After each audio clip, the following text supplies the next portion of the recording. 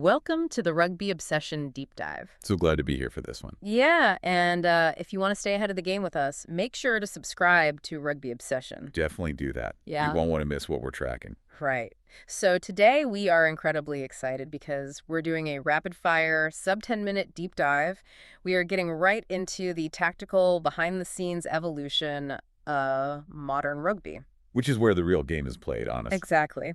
We are looking at the Springboks' massive new backroom acquisition, Joe Louis, and, unpacking what this actually means for their upcoming schedule. So the core news here, SA Rugby has officially appointed former England coach Joe Louis as their new performance analyst. And I just have to say, while fans naturally focus on the players out on the pitch, you have the big tackles and the tries. Oh, for sure, the physical stuff. Yeah, but championships, they are so often won in the video room. And that makes this hire incredibly important.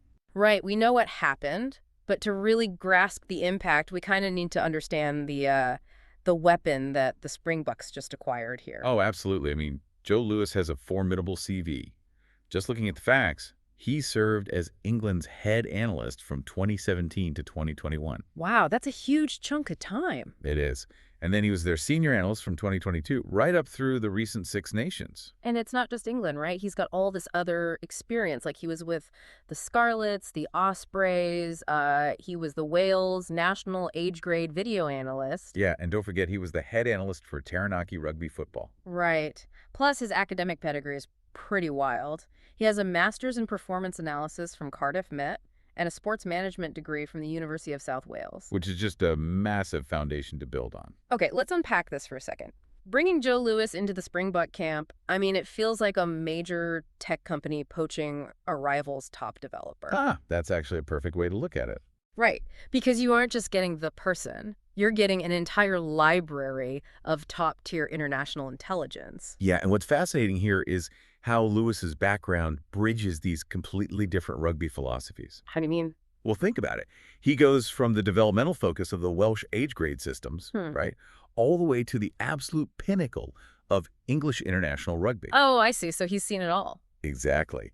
Combining those Northern Hemisphere analytical insights, the really structured data with the legendary Southern Hemisphere physicality. It's just a brilliant strategic move by South Africa. It really is. Which kind of leads us perfectly into the culture fit, right? Like we know Joe Louis has the data, but how does an quote-unquote English analyst fit into the intensely specific culture of the reigning world champions? That is the million-dollar question. Before I answer it, though, a quick reminder. If you are loving this breakdown of rugby strategy, hit that subscribe button for Rugby Obsession right now so you never miss a deep dive.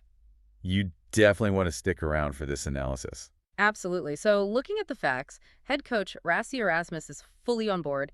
He's quoted as saying he is delighted about the hire. Yeah, Rassie seemed really enthusiastic. He specifically highlighted Lewis's experience at the 2019 Rugby World Cup, the Six Nations, and the Autumn Nations Cup.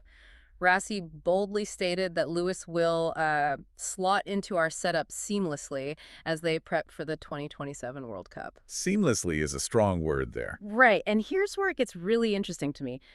If Louis is an England guy, does data transcend national rugby identities? Or is Rassie, who we know is famously analytical when studying opponents, is he specifically looking for an outsider's perspective to kind of break their own mold? If we connect this to the bigger picture, you have to realize that data analysis is, well, it's the universal language of modern rugby. So the numbers just speak for themselves. Exactly. Rassie's deep appreciation for analytical opposition study makes this a match made in heaven. It's not about changing the Springbok culture at all. It's more about refining it. Right. It's about optimizing their current culture with elite external data processing, taking what they already do well and making it hyper-efficient. Okay, so we have this elite analyst and we have the visionary head coach. But why the urgency? Like, why do they need him and now W? Oh, that comes down to the battlefield they're about to step on, too. Yeah, this seamlessly transitions us to the Springboks' upcoming, totally unprecedented fixture list. That's pretty brutal. Brutal is an understatement. Let's just look at this schedule. It kicks off against the Barbarians in Gqeberha on June 20th, which, by the way, is exactly when Louis officially joins. Getting the ground running. Literally. From there, it's straight into the inaugural Nations Championship. They are hosting England on July 4th in Joburg. Then Scotland on July 11th in Pretoria. Back-to-back massive games. And then Wales on July 18th in Durban. Just a relentless 3 weeks. But wait, it doesn't stop. Then they fly to Buenos Aires to play Argentina on August 8th. The travel alone is exhausting. Seriously. Yeah. And then it's followed by the Rugby's greatest rivalry series against the All Blacks, then an away test against the Wallabies on September 27th. It just keeps going. It really does. Finally, there's a massive European leg in November against Italy, France, Ireland, and then the London finals. Looking at this calendar, it's not a rugby season. It's a global rugby marathon played at a sprinter's pace. It's actually terrifying from a physical standpoint, and a crucial detail from our source material. Even the World Rugby chief admitted this schedule is, quote, not sustainable. Wow. When the chief says that, you know it's bad. Exactly. And this connects right back to Joe Louis, because when players are subjected to an unsustainable physical load, you can't just train harder. You can't just tackle more. Right, because their bodies will just give out. Precisely.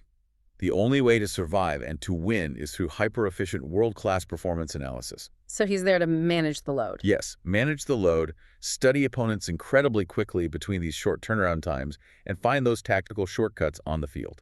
Man, that is intense. So it really is about survival as much as strategy. Absolutely. Which leaves us with a really fascinating question to ponder.